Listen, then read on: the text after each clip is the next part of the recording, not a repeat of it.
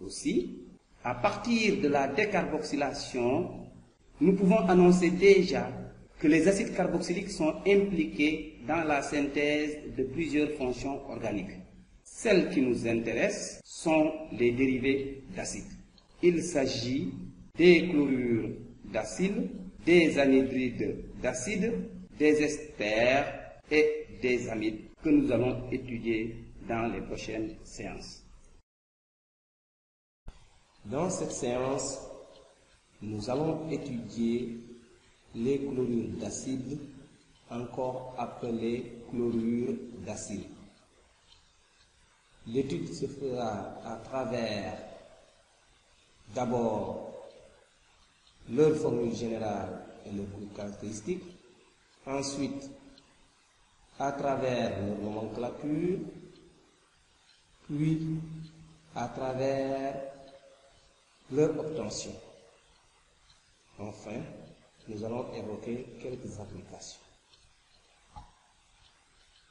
Comment peut-on identifier un chlorure d'acide? Un chlorure d'acide peut être identifié en s'appuyant sur la formule générale ou sur le groupe caractéristique des chlorures d'acide.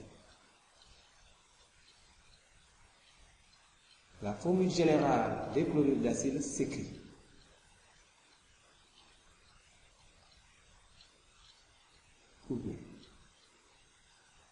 de ces deux formes, on identifie R, qui peut être un atome d'hydrogène ou un groupe carboné.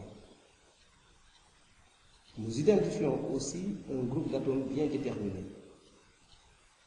Ce groupe d'atomes est le groupe caractéristique des chlorures d'acide. Il est appelé groupe chlorure d'acide.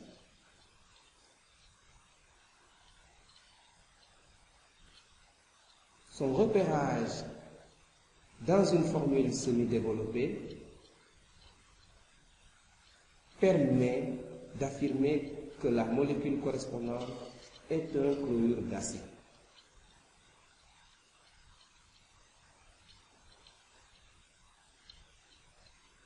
Arrêtons-nous un peu sur le groupe chlorure d'acide.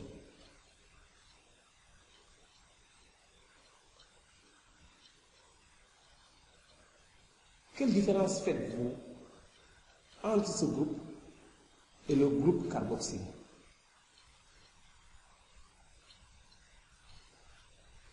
Nous voyons que le groupe hydroxyle du groupe carboxyle est remplacé par un atome de chlore.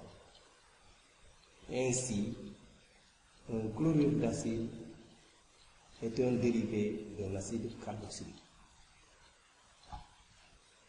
Une autre manière d'identifier un chlorure d'acide est la nomenclature.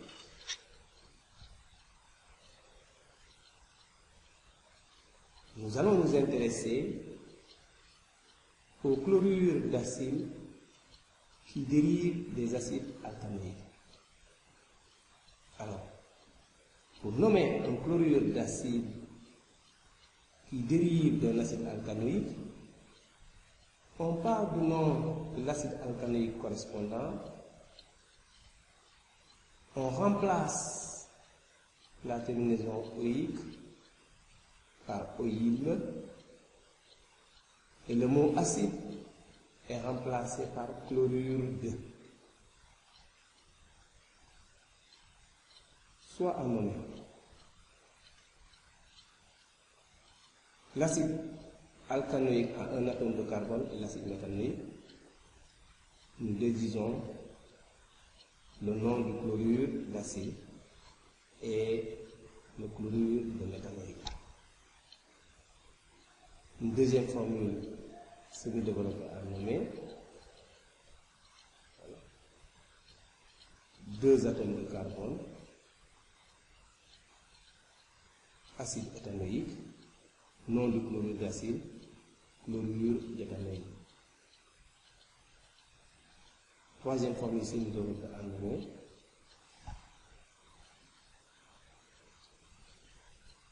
un acide carboxylique ayant pour chaîne carbonée principale 4 atomes de carbone, un groupe méthyle lié au carbone numéro 2. L'acide carboxylique est l'acide 2-méthylbutanoïque. Le chlorure d'acide correspondant est le chlorure de 2-méthylbutanoïque. Vous voyez donc que le nom permet effectivement d'identifier un acide, un chlorure d'acide.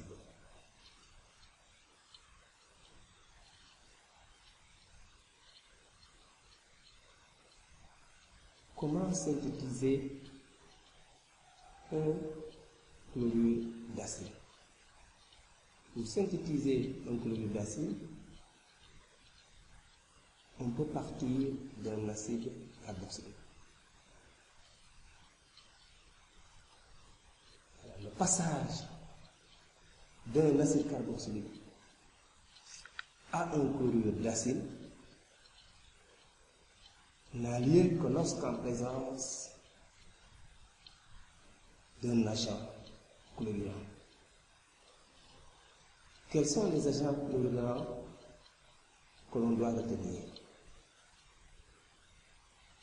Nous pouvons retenir le chlorure de thionyle de formule SOCl2, le pentachlorure de phosphore de formule PCl5 et le trichlorure de phosphore de formule PCl3.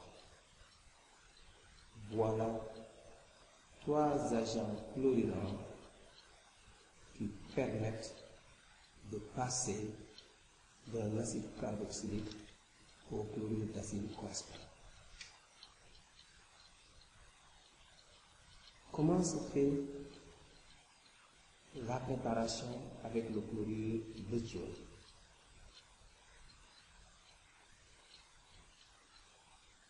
La réaction entre le chlorure de thionyle et un acide carboxylique est traduite par l'équation binaire.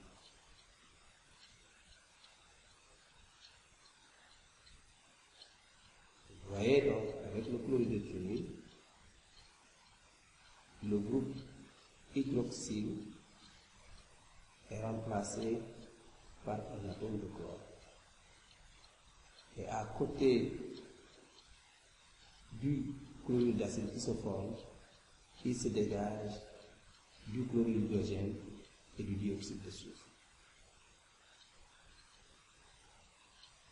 La réaction d'un acide carboxylique avec le pentachlorure de phosphore est traduite par l'équation bilan. Le groupe hydroxyle est remplacé par un atome de chlore.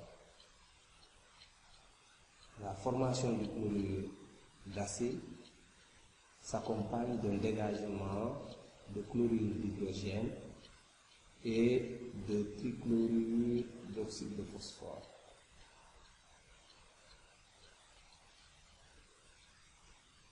Et la réaction avec le trichlorure de phosphore se traduit par, donc ici vous voyez que 3 moles d'acide carboxylique vont produire 3 moles de chlorure d'acide avec formation d'hydroxyde de phosphore.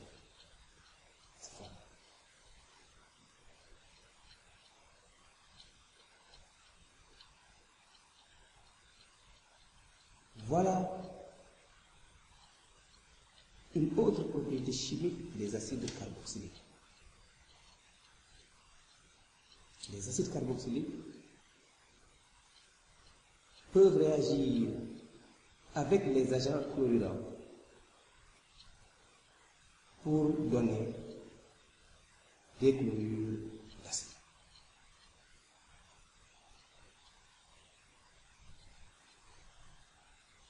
Voyons une propriété chimique des chlorures d'acide. Il s'agit de l'hydrolyse. C'est quoi l'hydrolyse? C'est la réaction d'un chlorure d'acide avec l'eau. L'expérience montre que cette réaction est très facile.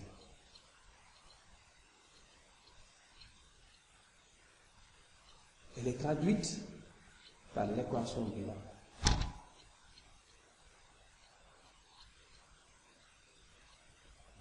L'hydrolyse s'accompagne d'un dégagement de chlorure d'hydrogène. Mais aussi, l'hydrolyse d'un chlorure d'acide permet de retourner à l'acide carboxylique. Quelles applications sont liées au chlorure d'acide?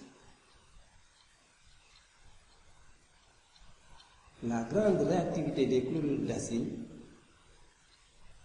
les implique dans la synthèse de plusieurs fonctions organiques dans l'industrie pharmaceutique et dans l'industrie cosmétique. Mais aussi, leur grande réactivité impose des mesures de sécurité. Pour manipuler un acide, un chlorure d'acide, il faut porter un masque, des lunettes et des gants. En résumé,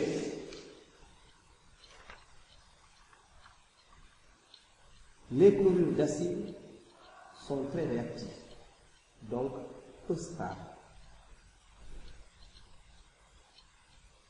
On peut les obtenir à partir des acides carboxyliques par action d'agents chlorurants tels que le chlorure de thionine, le pentachlorure de phosphore et le trichlorure de phosphore. Le pentachlorure de phosphore et le chlorure de thionine permettent de l'obtenir beaucoup plus facilement.